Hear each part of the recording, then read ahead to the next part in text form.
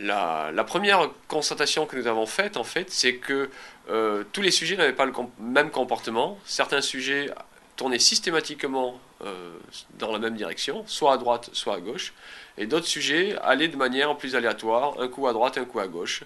Une fois, il tournait avec un tout petit rayon de courbure, donc le cercle qu'il décrivait était de l'ordre d'une trentaine de mètres. Parfois, la trajectoire suivante, il décrivait un cercle de 500 ou 600 mètres de diamètre. Donc en fait, quelque chose d'assez aléatoire dans le comportement des sujets.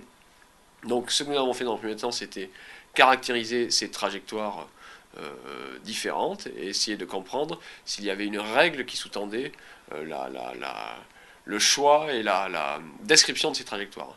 Donc ça, c'était la première partie de la publication, décrire l'ensemble des trajectoires et essayer d'établir un certain nombre de faits communs à ces trajectoires. Nous avons également établi un index de déviation. Donc pour chaque sujet, nous avons dit il dévie le pourcentage de déviation que l'on peut observer est de tant de pourcents, d'une manière simple. Plusieurs hypothèses ont été avancées dans la littérature pour expliquer ces déviations de trajectoire et les cercles que l'on décrivait. Pourquoi ne sommes-nous pas capables de garder le cap durant plus d'une dizaine de mètres?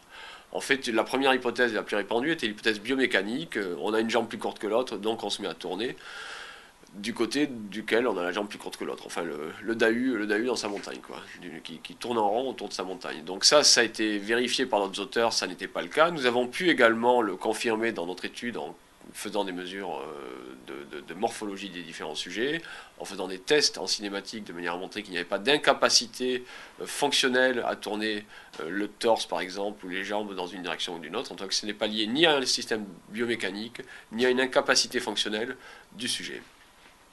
Donc la deuxième hypothèse que nous pouvions avancer était que finalement nous avons en nous-mêmes quelque chose qui nous fait aller droit et que ce quelque chose en fait se met à dysfonctionner au bout de quelques temps. Donc ce que nous avons fait pour tester cela, c'était de faire en fait des tests de posturologie.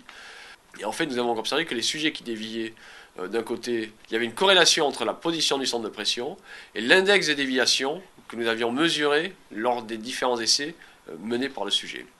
Et cette corrélation est suffisamment forte pour pouvoir expliquer en tout cas que c'est une asymétrie posturale qui est déterminante dans la désorientation de nos sujets.